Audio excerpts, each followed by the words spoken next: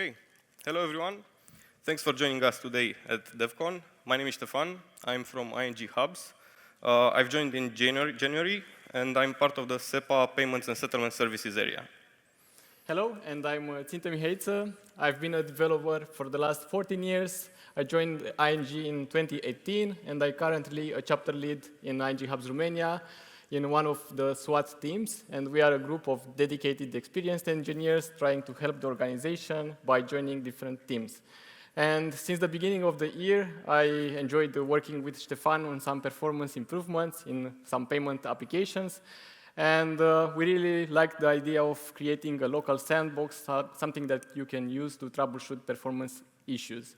And another motivation for this talk, it's also related to the climate change effects that we also see here in Romania. And we as developers can play our role, and we can help the organizations where we produce the software to use more efficiently the resources that we have allocated for our applications.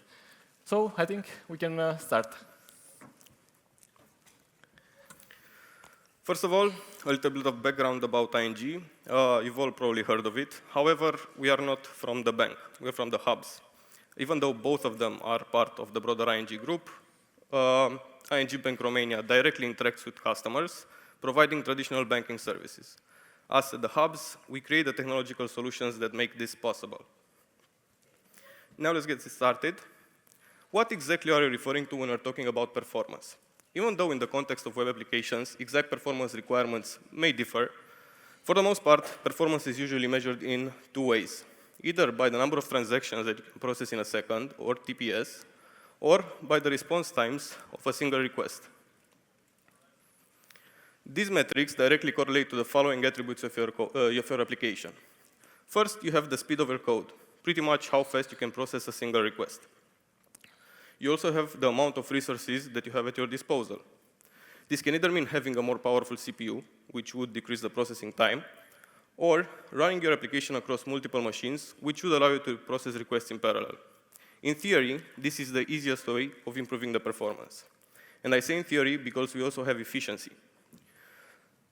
Even though blindly adding resources to your application will probably make it faster, in the real world, this isn't always practical. There is no secret recipe to improving the performance of your application, but there are a few good general points to keep in mind that can help us avoid headaches down the line. We all heard the saying, make it work, then make it pretty. Well, it's a good rule of thumb when writing code, but if your application will have some performance requirements, it might also be a good idea to optimize it once you get it working. Trying to improve something you wrote 6 months ago will almost always take up more time than if you did it then. Therefore, reducing redundant operations and being mindful of your choices in algorithms and data structures will most likely spare you a headache at the end of development. Okay, now that your application starts to take shape, it's a good idea to start thinking about other ways of improving the performance. One way of achieving this is by relying less on external calls.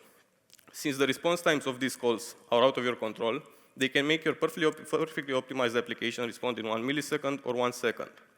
Even though that may not sound like much, it is a 1,000 times increase. Caching the responses of frequent requests is a great way of achieving this. Another thing you can do is trying to use profiling tools in order to identify and resolve bottlenecks in your code. They represent a sort of weakest link, which will limit the response time of your application regardless of how well optimized the rest of your code is. Once the application, once development has finished, you can now start thinking about the hardware that you're using. If you're hosting your application in the cloud, buying more power is as easy as clicking a button. However, since you optimized your code from the beginning, it will only add a few dollars to your monthly bill instead of going bankrupt in a couple of months. Okay, now that we've gotten the basics out of the way, let's look at the setup that we will use. Starting from the right, we have our performance testing tool. There are plenty of options for this, but for our setup, we chose a lightweight and open source tool called 𝗏𝗏𝗏. 𝗏𝗏𝗏 will create a load on your application, and after a set time, it will generate a report with metrics such as TPS, latency, and quantiles. Next, in the middle, we have our application. For our setup, this isn't anything too complex. It's just a Spring application with a few endpoints. However, the interesting part about this setup is that everything is run in Docker containers, so you can easily swap things out if you want to. The application is connected to a database and some simulated APIs with 𝗽𝗏𝗃𝗁𝗃 using 𝗽𝗃𝗃𝗁𝗃𝗃𝗃𝗃𝗃𝗃𝗃. Finally, we also added some metrics using Prometheus and Grafana. For the people who have never heard of 𝗃𝗃𝗃𝗃𝗃𝗃𝗃, it is a tool that allows us to simulate network conditions. We realize that a local setup will never be a one-to-one replica of a production environment. However, by adding some artificial latency, we can get similar conditions. Just to get a baseline of how this affects our end result, we tried using work to directly call the 𝗽𝗏𝗃𝗁𝗃 container. As you can see, with the way we configured the container resources, we hover at around 35,000 TPS. Now, if you use 𝗃𝗃𝗃𝗃𝗃𝗃 to add a 100 millisecond delay to those calls, we get a significant reduction in performance as expected. Okay, now let's actually start testing our application. For this, we'll go through a few scenarios together. For the first one, we added 2 screenshots of our code. This is our HTTP client. In the first one, we create a new REST template, and in the second picture, we use the REST template builder. Now, to get you involved, raise your hands if you think the first option will be faster. Okay, so not a lot of optimism for the first option. Then, if you think the second option will be faster, please raise your hand. Significantly more than the first one. Let's actually see the results and check what the correct answer is. As you can see, there is quite a significant difference in performance. But let's see why this happens. As you've seen in the previous slide, we didn't configure absolutely anything about our REST template. If we take a look inside the default config for the REST template builder, we see that the Apache HTTP client that it uses configures the default max connections per route to 5. Work also lets you configure the number of connections it tries to open, and by what we found by directly calling the 𝗽𝗏𝗃𝗁𝗃 container, we get the best result with around 1,500. Let's actually try to configure this ourselves and take control back from the framework and see what happens. Now, we configure the application to accept a maximum of 100 connections. In the current setup, 𝗃𝗃𝗃𝗃𝗃 adds a 100 millisecond delay to the 𝗽𝗏𝗃 and Cassandra calls. If we do the calculations, for a single connection, this should mean that we should process a maximum of 10 requests per second.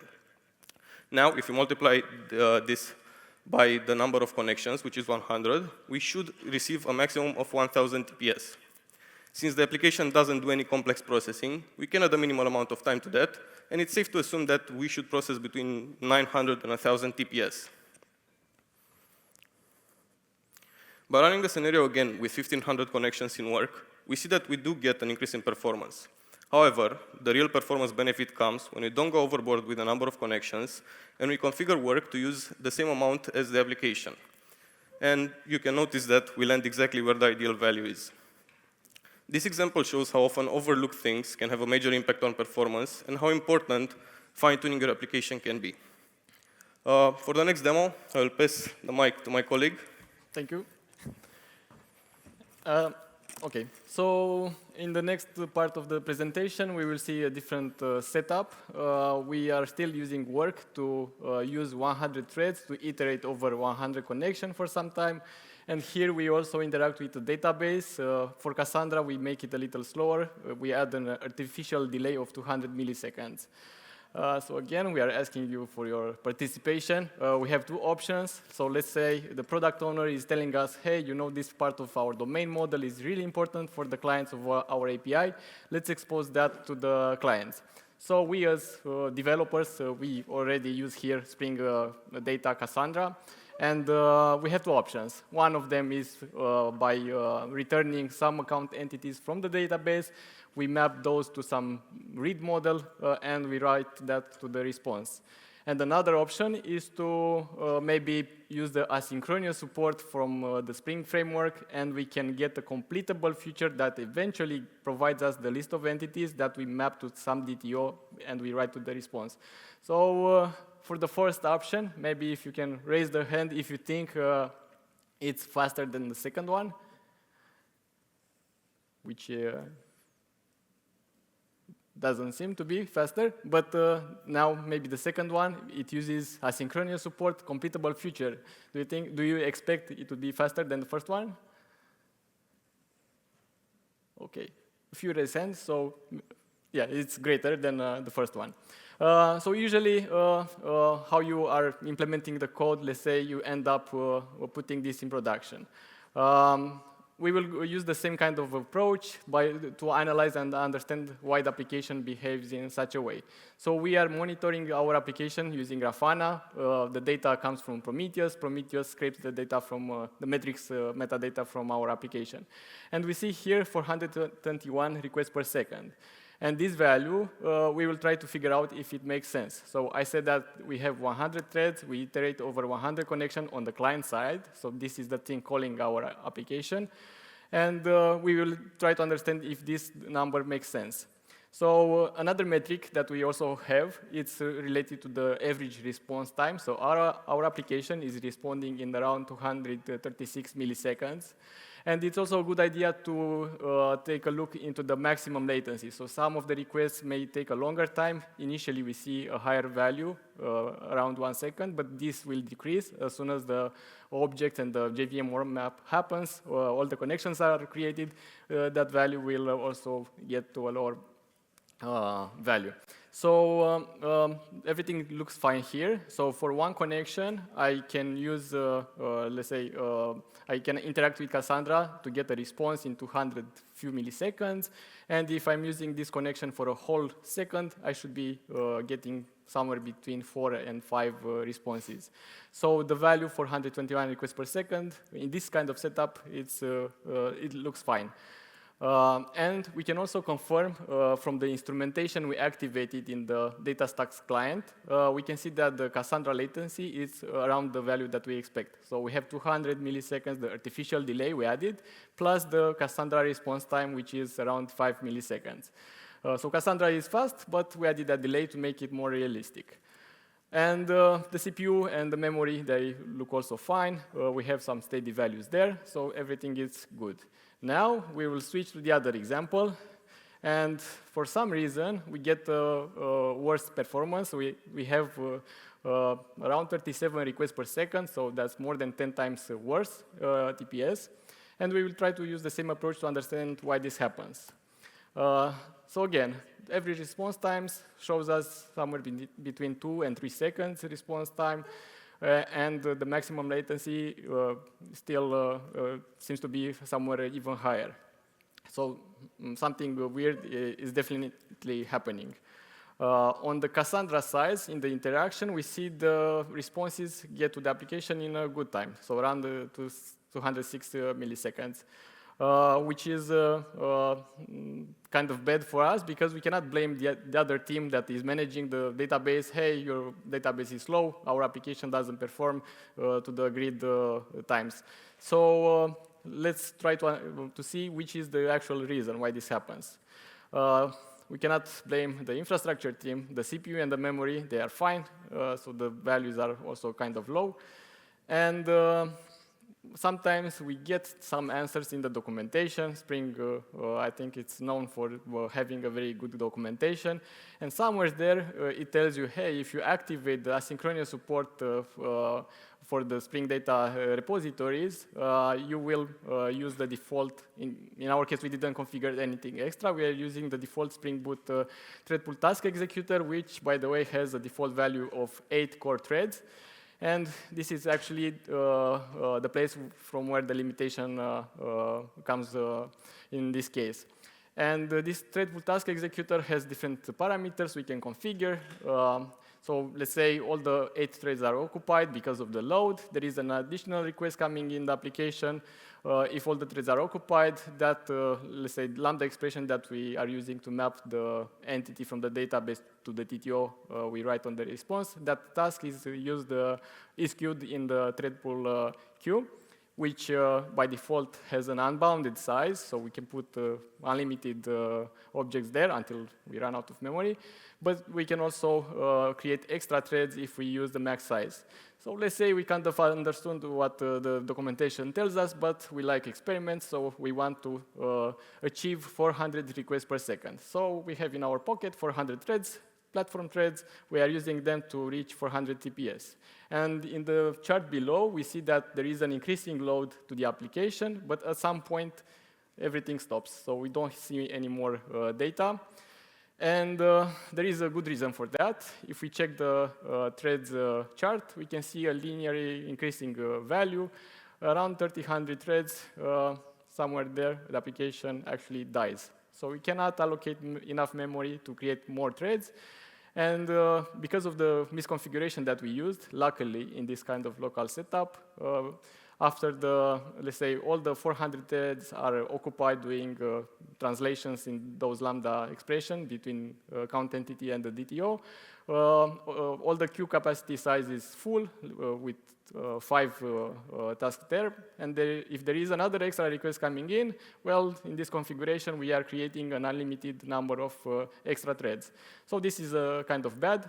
And to fix this, we can remove that queue capacity size limit there. We want to store objects like those lambda expressions in the queue capacity instead of creating heavier objects like thread. So we can see here the number of threads is kind of steady, and we still don't have 400 TPS. We see there 380 here. We are almost there. We just have to fine-tune these kind of properties to get to the right value.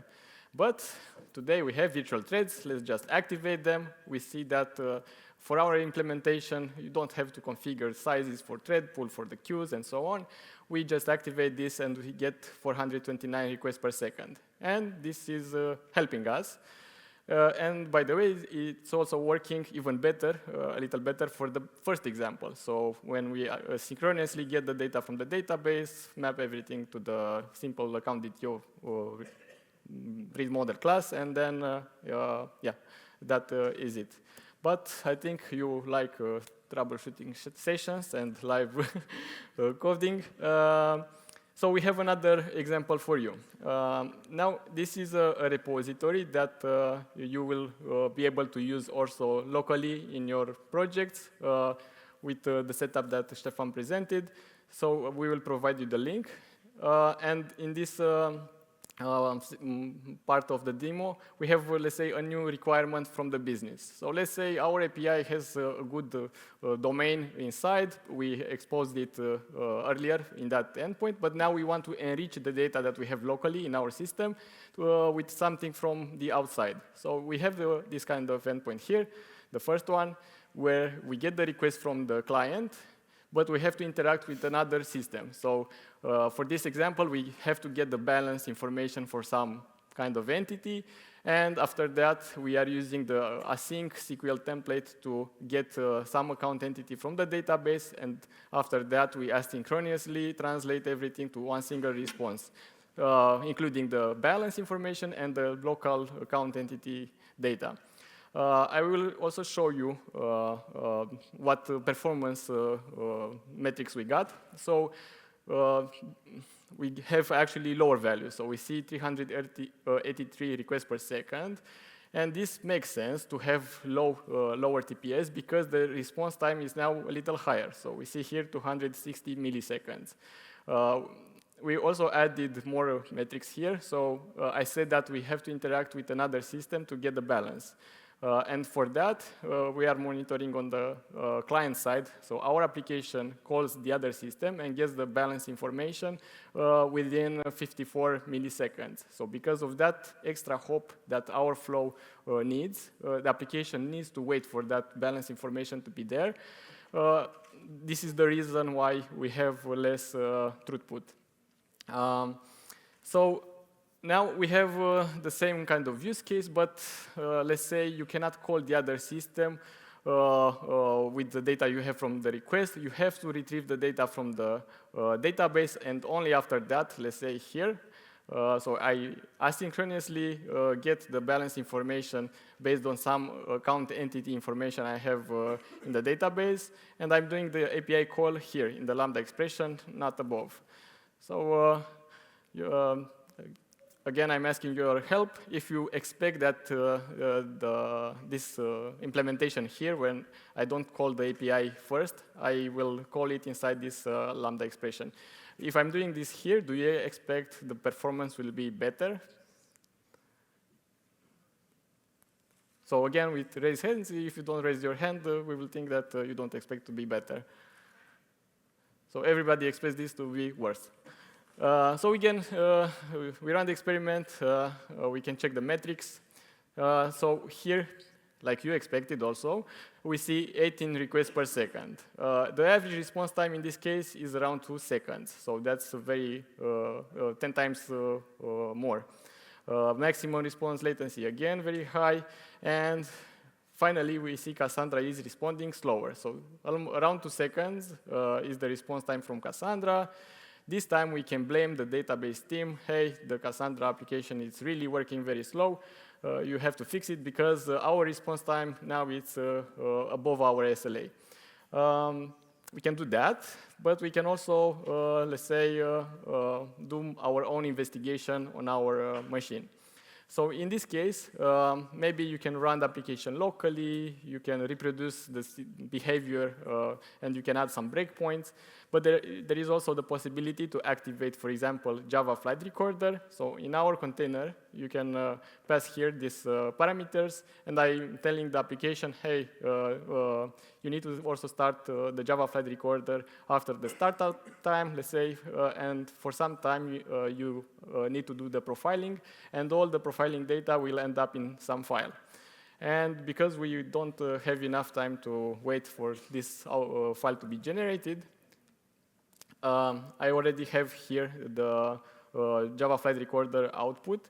And this won't be a deep dive in what Java flight recorder does, but I will show you how this can help us in this situation to understand what's happening. By the way, we also activated the virtual threads feature. It still doesn't happen. So these are the numbers that we still get with virtual threads on. So here, let's say, what's very important for us is this timeline, where we see the threads that are being run by the JVM, and where the CPU is spending time. In one place here, it's, for example, this line with all the green lines. We see that there is a virtual thread that is doing some work. And this work, if you check the stack trace, you see here the Tomcat packages, and we can also see the Spring Framework related classes that are processing our request and eventually invoking our controller endpoint method. And some other work is also done in this other thread. And this time, this is a platform thread. And this one is related to the _𝗫𝗫 package. So we see here a _𝗫𝗫 event loop. So there is an event loop being used here. If we go a little up in the stack trace, we can see that it's related to data stacks. So that's the client, the Cassandra client, that is invoking the SQL requests towards the database. And eventually, we end up in our controller, which is querying the database to get the account entity. But then we are also using this REST template to wait for other system to respond. So we are blocking the current thread, the _𝗫𝗫 thread, to wait for the other system to respond. So the slower that other system is, the more time it will mean that this current thread is being blocked. We can see here that the S0IO3, we don't see too many threads with this kind of name. So this will really mean that the _𝗫𝗫 thread pool, it uses a limited number of threads. So it's a very bad idea to block this IO thread here. So what can we do? We like computable futures, more or less, sometimes less. So we see that there are some options for us to switch the execution of this Lambda expression here to another thread. So if we use the async version of the method, we can execute this Lambda expression in another thread. But if we do this, we will use the fork join common pool executor. So we'll move this, we won't block the netty thread pool, but we will block one thread of the fork join common pool. And this is also a bad idea because there is a limited number of threads available there. And I will also show you some numbers. I think this is here. So in this situation, there is a little improvement, but we don't have that 380 requests per second. So we shouldn't do that. We should use another executor. So in this case, here you see the async SQL template from the Spring Data packages. And we see the same count entity Spring Data repository that is returning a completable feature. And I will show you the metrics for each of the examples. So here is a then apply version, the same with the SQL template. So here we know that the performance is not good. Here we will see which are the numbers. And then we can also switch to the fork join common pool, the default one. Or we can pass a virtual thread per task executor. We will see the numbers. We can use maybe a new cache thread pool. Or we can do like blocking everything. I'm getting the account from the database. I'm waiting to be there. I got it. Then I get the balance from the other system. And I aggregate everything synchronously here. So let's see here the metrics which we got. And we see that we got a similar performance, so much better than the previous example. And we see the virtual thread per task executor is kind of good. Also the cache thread pool. So whenever I'm blocking a thread which is not related to some limited size thread pool, I'm getting a good performance. And here we see the account repository that is returning a completable feature, and I'm using here a then apply. So I will show you this. So this is very similar to the example above. So the only difference here is here I'm using the SQL template, and here I'm using the Spring Data Cassandra repository that's returning a completable feature of account entity. And we also have some gifts for you, because I will ask you if you think of one reason why this endpoint, the way it's being implemented here, is better than this one. So here we know we blocked the netty thread. And here the question is, why is this working better, like similarly when we use some other executor? So I think we will need some help with the mics for maybe someone trying to provide a response here. We have some goodies for you if you try your luck. And there is also the option to do some debugging. I think if there are no volunteers. Yes, I can.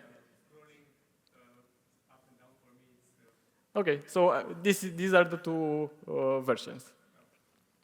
So the only difference is this object with the Cassandra, the netty thread being blocked, and here is the Spring Data Cassandra repository returning a completable feature.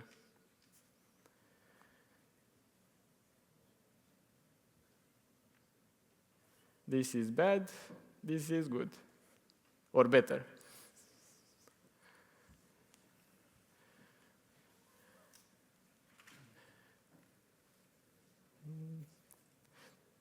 I think we can try to debug to see what happens. So with this setup here, we have all the Docker Compose files that helps us start the application, 𝗃𝗖𝗃𝗁𝗃, the Cassandra database, everything here. You can also do it locally on your side. And I can start the Spring Boot application now, and I also added the breakpoints here. Here. So I will try to invoke this endpoint and try to understand why is this working better than the other example. Of course, we can activate Java Flight Recorder and do that again. But I will show you that you can also start the application locally, connect to the Docker environment via Toxi proxy. And I also prepared here the curl, so you don't have to wait me typing. So now if I'm invoking this endpoint, I'm getting the ID from the request. I want to invoke the Spring Data Cassandra repository. And I'm doing this in a virtual thread. So I'm resuming now. And because actually we are using the asynchronous support from the framework sees that, hey, you want to invoke this repository method that's annotated with that async. You return a completable feature of type account entity. So that means that I have to find some executor. So a different thread will be used to run your method. So I'm also getting the account entity from the database. This is being done with the DataStax Cassandra client, but my repository method needs to convert that object to a completable feature. So here there is a converter that's returning a completed feature in this new thread. So here I'm seeing task 1, which is in the group of virtual threads. So this example here, I'm not passing another executor, but because I'm using the asynchronous support from the framework, I'm actually using the default Spring Boot thread pool, well, not thread pool task executor. There is another one to run this method. So this is the reason why I'm getting a similar performance like the one here, where I typing here the virtual thread task. So they are very similar on the end result. So if I'm switching to another thread, I'm also finding out with this kind of experiments that there is a thread switch. When there is a thread switching, there is an overhead on how the application works. And maybe I'll try my luck again. Can I run this Lambda expression here in the same thread, the one that is being used to invoke my endpoint? So I don't want to switch to the other default Spring executor. I want to use the same thread. So maybe there is a way for me to skip that framework stuff to switch to another executor. Any guesses? How can I keep running this transformation in the same thread? There is no reason for me really switching to another executor because I am running in a virtual thread here. I turned on the virtual thread flag. There is a Tomcat handler thread here. Maybe it's good to run this again. I think I stopped the application. Let me run it. So now my question is, I want to use this Tomcat handler 1 thread to also execute this method here. We see that the way the application is configured now, I'm using a different thread from the Spring Boot task executor, but I don't want that. I don't want the overhead of switching between threads. Do we have any volunteer trying to guess here? So I want to turn off the Spring async support. Maybe that's a good hint. So the Spring, this is the Spring Data Cassandra repository. And I don't want this switching between threads. Just retrieving the list of account entities, or retrieving an account entity without wrapping it in a completable feature, maybe? Yeah, that's one option, yes. It will be on the same thread. Yeah. So if I'm getting here, and you'll get the present. So if I'm, let's say, extracting this, and I don't want to use the completable feature, I can block the current thread. It's a virtual thread. It's safe to block because I'm doing I/O. So the virtual thread will get suspended until I get the result from the other remote system, and I can directly returning this method here. So if I'm getting the account here, I'm getting something like this. So this would be the account, and I'll stop the application. This would be something, I don't like this. So yeah, it will be something like this. So I'm getting the balance now, and I also have to return the aggregated response. So I think this is what you meant. Yeah. Okay, yeah, so that's one option. And there is also another one. If we don't really like, let's say, switching to the Spring async task executor, we can also do it by just disabling the async support.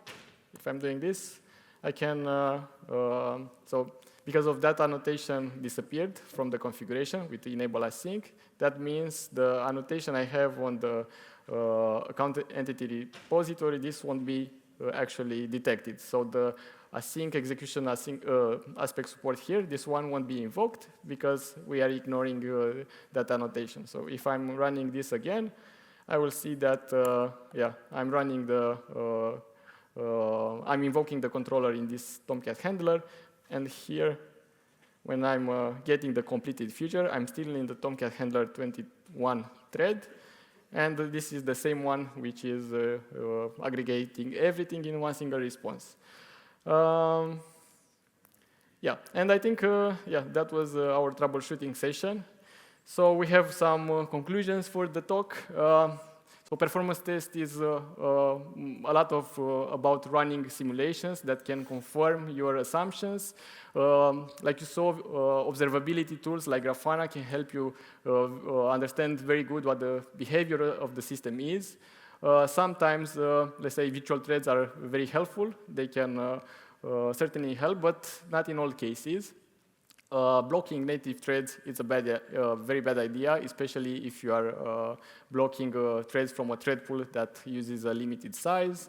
We didn't show it here, but verbose logging is also affecting performance. And I think the most important takeaway is that you can also use this kind of sandbox that you can run also in your projects after this. So we are asking to provide also your feedback if you have improvements idea or thoughts, if you like the presentation. I'll keep this for a few seconds. And after this, we'll provide you the link for the repository. In the meantime, if you have questions for us, we are available. We have 3 more minutes. Yes, we have a question there. Hi, you talked a lot about virtual threads. Have you tried using them in production? Because I've seen recently an article from Netflix, and they said they were having issues with virtual thread and synchronizing. Yeah, currently I'm not sure if there are a few teams that adopted it already in productions, but yeah, in the projects where I worked, it's not yet there. But yeah, let's say we make sure that we really test it very good before putting it there. Thanks. Thank you.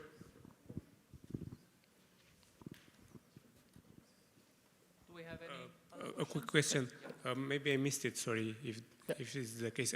How did you enable virtual threads in there? I mean, how did you there is application? A simple flag in Spring Boot applications.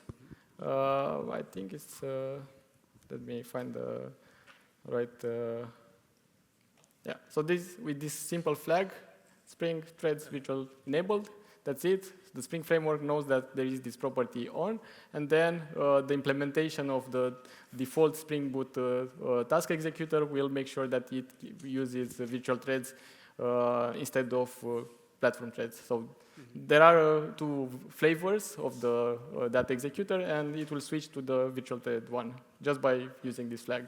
Okay. Yeah, thank you. Yeah, thank you.